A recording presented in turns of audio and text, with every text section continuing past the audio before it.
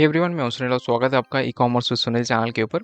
अगर आप एक अमेज़न सेलर हैं और कुछ महीने से आप ऑनलाइन सेल कर रहे हैं, लेकिन आपको एग्जैक्टली पता नहीं चलता कि आपके कितने सेल्स हो रहे हैं, कितने रिटर्न्स हो रहे हैं और एग्जैक्टली कितना आपको प्रॉफिट हो रहा है, तो ये क्वेश्चन सिर्फ आपका नहीं है। बहुत सारे सेलर्स ऐसे हैं जिनको एग्जैक्टली पता नहीं चलता है कि मंथली बेसिस पे उनको कितना प्रॉफिट जनरेट हो रहा है। बस वो ऑर्डर्स के ऊपर फोकस करते हैं, ऑर्डर्स इंक्रीज करने के ऊपर फोकस करते हैं और ये कैलकुलेशन नहीं करते हैं कि सही में उनका जो सेल्स आ रहा है, जनरेट हो रहा है, वो प्रॉफिटेबल है कि नहीं। सबसे ज़्यादा सेलर जो इशू फेस करते हैं वो है मार्जिन अपना सेट करना। मान लीजिए कोई 100 रुपये का प्रोडक्ट है तो उसको कितना में बेचेंगे तो उनका प्रॉफिट जनरेट होगा। इसमें आपको बहुत सारे फैक्टर्स को भी इंक्लूड करना रहता है, जैसे आपको जीएसटी भरना है, आपको कितना टैक्स भरना है, कितना रिटर्न्स आ रहे हैं, पैकेजिंग का कॉस्ट क्या है। तो बहुत सारे फैक्टर्स को लेके हम यहाँ पे प्रॉफिट कैलकुलेशन करते हैं। तो इस वीडियो में हम फोकस करेंगे बहुत ही सिंपल तरीके से किस तरीके से आप मंथली बेसिस में जो भी आपको वो रिपोर्ट्स अमेज़न देता है उसको यूज करके हम कैसे अपना जो है प्रॉफिट निकाल पाए। अगर आप इंटरेस्टेड है तो वीडियो को एंड तक जरूर देखिएगा। वीडियो शुरू करने से पहले अगर आपने हमारे चैनल को सब्सक्राइब नहीं किया तो चैनल को जरूर सब्सक्राइब करें। So without further ado let's get started.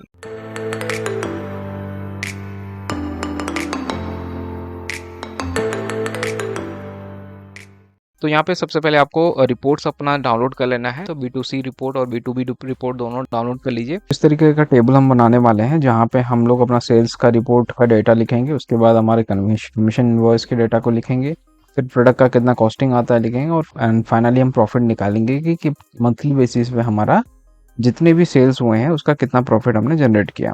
ठीक है, सबसे पहला जो टेबल है वो है सेल्स रिपोर्ट का। MTR रिपोर्ट डाउनलोड करते हैं, उसी MTR रिपोर्ट को हम लोग यूज करेंगे। तो ये एक एग्जांपल के लिए मैं आपको दिखा रहा हूँ। ये जैसे मान लीजिए B2C का रिपोर्ट है, ऐसे B2B का भी रिपोर्ट होगा आपके पास, दोनों के लिए प्रोसेस सेम ही है। तो यहाँ पे आपका सारा डेटा लिखा रहता है कि कौन कौन से ऑर्डर्स आपके कैंसिल हुए, कौन से शिपमेंट डिलीवर्ड हुए, कौन से आपके रिटर्न्स चले आए। ठीक है, तो आप यहाँ पे ट्रांजेक्शन में देखिएगा, इसको हम लोग थोड़ा बोल्ड कर लेते हैं पहले, थोड़ा सा जैसे हमको समझने में कोई दिक्कत ना हो। ठीक है, इसको हम लोग रैप कर लेते हैं। ठीक है, तो यहाँ पे आप देखिएगा ट्रांजैक्शन टाइप में आपको पता चलेगा। शिपमेंट का मतलब हो गया ये सारा डिलीवर्ड शिपमेंट है, ये सब आपने भेजा था और डिलीवर्ड हो गया। कैंसिल का मतलब क्या है कि आपने ये भेजा ही नहीं, ये ऑर्डर आया फिर कैंसिल हो गया, इन ट्रांजिट गया ही नहीं, पिकअप हुआ ही नहीं इसका। और नेक्स्ट है आपका रिफंड। रिफंड किस केस में होता है, या तो वो कस्टमर रिटर्न हुआ होगा या फिर वो RTO हुआ होगा। RTO यानी कि रिटर्न टू ओरिजिन। ठीक है, तो RTO के केस में आपको कोई यहाँ पे पेनल्टी चार्ज नहीं होता है। ठीक है, तो इस तरीके से आप इसको फिल्टर करके देख सकते हैं। तो आप चाहें तो इसको रिमूव कर सकते हैं, कैंसिल वाले जो रोज हैं इसको स्ट्रेट अवे डिलीट कर सकते हैं। डिलीट नहीं भी करेंगे तो कोई इशू नहीं है, क्योंकि यहाँ पे जो वैल्यूज आपको दिखेंगे वो सारे जीरो में ही दिखेंगे। सिमिलरली अगर आप जब आप रिफंड का डेटा देखेंगे तो रिफंड के डेटा में भी आप नोटिस कीजिएगा कि यहाँ पे शिपमेंट वाले डेटा में सब आपको पॉजिटिव फिगर्स दिखेंगे, यहाँ पे आपके सारे नेगेटिव फिगर्स दिखेंगे। ठीक है, तो अमेज़न का रिपोर्ट काफी स्ट्रेट फॉरवर्ड होता है और काफी इजी होता है इससे आपका डेटा निकालना, क्योंकि यहाँ पे हमारा मोटो है कि हमारा प्रॉफिट कितना निकल रहा है वो बस देखना। तो यहाँ पे हम GST कंपटीशन का बात यहाँ पे नहीं कर रहे हैं, बट यहाँ पे हमको 2-3 चीज निकालना है। सबसे पहला हो गया सम ऑफ टैक्सेबल अमाउंट। ठीक है, तो यहाँ पे एक टैक्सेबल अमाउंट का कॉलम आपको दिखेगा। आप देखिएगा इनवॉइस अमाउंट के बगल में टैक्स एक्सक्लूसिव ग्रॉस जो लिख रहा है, ये आपका टैक्सेबल अमाउंट का कॉलम है। तो इसका जो सम होता है इसको हमको लेना है। ठीक है, तो इसको अगर हम सिलेक्ट करेंगे तो यहाँ पे नीचे में सम दिखा देगा। जैसे मान लीजिए इस केस में 20,924 दिखा रहा है। ठीक है, 20,924, तो यहाँ पे मैंने उसी को लिख दिया है 20,924। ठीक है, सिमिलरली यहाँ पे सम ऑफ IGST, CGST और SGST भी आएगा। इसको कहाँ से लेंगे, देखिए IGST रेट यहाँ पे लिख रहा है, CGST टैक्स, ये आपका टैक्स है। CGST का टैक्स कितना पड़ा, ठीक है, तो 196 रुपया यहाँ पे दिखा रहा है। SGST का भी 196, ये दोनों सेम होता है, CGST और SGST। और ये IGST का यहाँ पे देखेंगे 3,372 दिखा रहा है।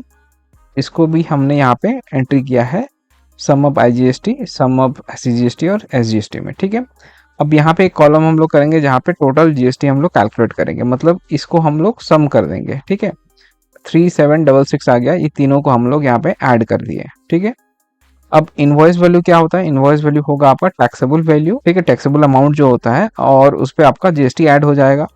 तो 20,000 प्लस यहाँ पे 3,700 ऐड कर देंगे, 24,600 समथिंग आ गया। ठीक है, ये आ गया आपका सेल्स का डेटा, हम लोगों ने यहाँ पे लिख दिया। ये जो अमाउंट होगा ये आपका रेवेन्यू होगा जो आपने टोटल जनरेट किया पूरा ट्रांजैक्शन में। इसमें आपका जो रिटर्न्स है वो कट गया है, वो रिटर्न्स नहीं है आपका, बस डिलीवर्ड ऑर्डर का जो वैल्यू निकल के आ रहा है वही आपको यहाँ पे मिलेगा। ठीक है, अब नेक्स्ट कॉलम पे चलते हैं जहाँ पे हमको कमीशन इनवॉइस और क्रेडिट नोट जो अमेजोन हमको देता है उसका यहाँ पे हमने एंट्री किया हुआ है।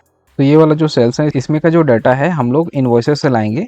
तो अमेजोन आपको मंथली बेसिस पे टैक्स इन्वॉइसेस और क्रेडिट नोट इशू करता है। टैक्स इन्वॉइस में आपको क्या रहता है, जैसे शिपिंग फी आपका कटता है, फिक्स फी कटता है, लिस्टिंग फी कटता है। तो अमेजोन ने यहाँ पे रिपोर्ट बना के दे दिया है। तो हमको बस यहाँ पे फाइनल वैल्यू लेना है। जैसे यहाँ पे देखिए जो हमारा टैक्सेबल वैल्यू कितना है 9,289.39 है, ठीक है। तो यहाँ पे हमने उसी वैल्यू को ले लिया टैक्सेबल वैल्यू में, तो उसको हम यहाँ पे लिख लेते हैं। ये हो गया। तो ये हमारा सेल्स का है, ये हमारा परचेज में चला जाएगा क्योंकि ये सर्विसेज हमने खरीदा है। राइट हैंड साइड में ये वाला जो देख रहे हैं ये वाला है हमारा एड्स के ऊपर आपने अगर कुछ खर्चा किया है, एड्स का आपको इनवॉइस मिलेगा। तो फी अमाउंट यहाँ पे देख सकते हैं 880.5, ठीक है। तो यहाँ पे हम 880.5 लिख लेते हैं, ठीक है। अब इस दोनों को हम लोग ऐड कर देंगे। जो भी आपका टैक्स इनवॉइसेस मिलेगा आपको उसका टैक्सेबल वैल्यू जो होगा उसको हम लोग ऐड कर देंगे। तो ये कितना हो जाएगा 9,200 प्लस ये 800, ठीक है। तो 10,170 हो गया। वही चीज यहाँ पे हमने लिखा हुआ है 10,170। अब आपके पास क्रेडिट नोट भी होगा, जो भी रिटर्न आया होगा उसका क्रेडिट नोट इशू किया होगा अमेजोन ने, तो उसका डेटा आप यहाँ से ले लीजिए। देखिए ये वाला क्रेडिट नोट का डेटा है। तो इसमें टैक्सेबल वैल्यू कितना है 1945 रुपया 1945.83। तो वही चीज यहाँ पे लिखा गया है 1946 करके, ठीक है। अब इसका क्या करेंगे हम लोग डिफरेंस निकालेंगे। तो 10,170 माइनस इतना कर देंगे तो इतना आ गया हमारा नेट टैक्सेबल वैल्यू। इसी तरीके से सब जितना भी आपका आईजीएसटी, सीजीएसटी और एसजीएसटी निकल रहा है सबको आपको लिख देना है। और क्रेडिट नोट का भी आईजीएसटी, सीजीएसटी, एसजीएसटी लिख देना है और उसका डिफरेंस यहाँ पे निकाल लेना है, ठीक है। ट्रांजैक्शन वैल्यू आपका क्या है, तो टोटल ट्रांजैक्शन वैल्यू आपका टैक्सेबल वैल्यू प्लस आपका टैक्सेस ऐड कर दीजिएगा तो आपका टोटल ट्रांजैक्शन वैल्यू आ गया, ठीक है। तो इस तरीके से हम अपना जो डाटा है कमीशन इनवॉइस और क्रेडिट नोट का जो डाटा है वो इस टेबल में हम निकालेंगे। जो थर्ड टेबल है हमारा वो है कॉस्ट ऑफ गुड्स का।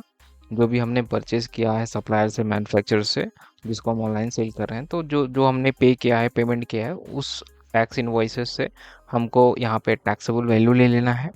आईजीएसटी, सीजीएसटी और एसजीएसटी का वैल्यू लेना है इनवॉइस से।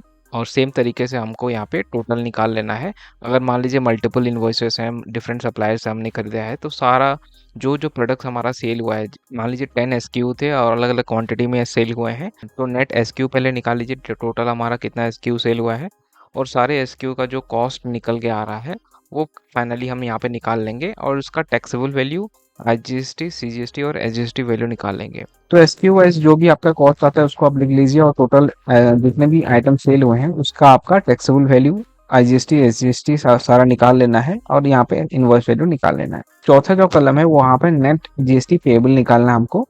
जो हमारा सेल होता है उस पर जितना जीएसटी निकल रहा है वो हमको क्या है जीएसटीआर 1 में हम लोग उसको भरते हैं। फिर हमने जो भी सर्विसेज खरीदे हैं उसका हमने पेमेंट किया होगा वो ऑटोमेटिक कट जाता है हमारे अकाउंट से और बाकी सेटलमेंट हमको मिलता है।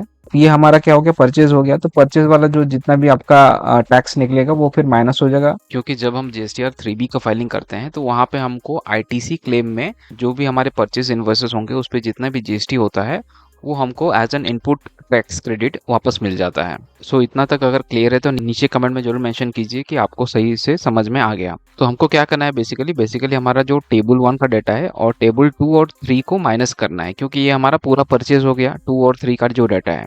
तो table 1 minus table 2 minus table 3 करेंगे तो ये हमारा जो राइट हैंड साइड में हमने जीएसटी नेट निकाला हुआ है वो हमको माइनस करके यहाँ पे दिखाई दे रहा है। तो आप नेट जीएसटी पेड देख सकते हैं 1539 हमको पे करना है। यहाँ पे सीजीएसटी और एसजीएसटी नेगेटिव इसलिए आ रहा है क्योंकि हमारा जो सेल्स में विद इन स्टेट सेल्स कम होगा और जो परचेज होगा विद इन स्टेट से हुआ होगा, सप्लायर हमारा विद इन स्टेट होंगे, तो इसीलिए हमको यहाँ पे नेगेटिव सीजीएसटी और एसजीएसटी वैल्यू दिख रहा है। तो हमको बस यहाँ पे सबको प्लस कर देना है और हमारा नेट जीएसटी कैलकुलेट कर लेना है। अब प्रॉफिट कैसे निकलेगा, प्रॉफिट हमको निकालने के लिए तो हमारा जो सेल्स का टैक्सेबल वैल्यू है तो इसको मैं यहाँ पे लिख देता हूँ। तो ये हमारा सेल्स का टैक्सेबल वैल्यू आ गया। इसी तरीके से हमारा जो है कमीशन इनवॉइसेस का ये आ गया और यहाँ पे हमारा जो परचेज हुआ है, ठीक है, जो प्रोडक्ट हमने खरीदा है उसका यहाँ पे आ गया। Table 1 minus table 2 minus table 3 कर देना है, ठीक है। तो ये आ गया आपका नेट टैक्सेबल वैल्यू। तो इस अमाउंट से हमको जो जीएसटी हम पे कर रहे हैं उसको माइनस करना है। हमने कितना जीएसटी पे किया यहाँ पे 1539, ठीक है।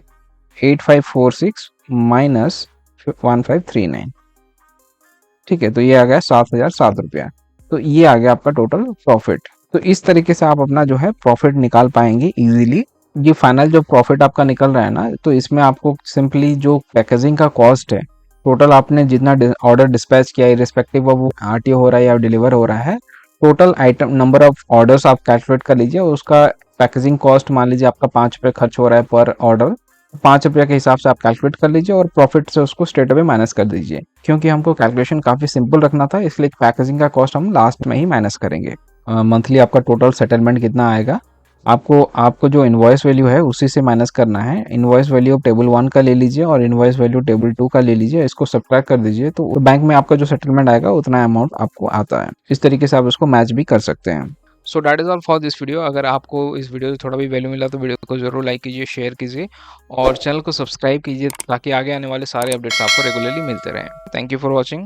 Keep selling, keep smiling. Update रहने के लिए आप नीचे जो टेलीग्राम का ग्रुप दिया गया है उसको ज्वाइन कर सकते हैं। वहाँ पे हम सारा अपडेट्स पोस्ट किया करेंगे। आप जितने भी सेलर्स हैं आप सभी एक दूसरे का जहाँ पे हेल्प कर पाएँ एक दूसरे का, और कोई भी इशू आता है तो हाईलाइट कर पाएँ।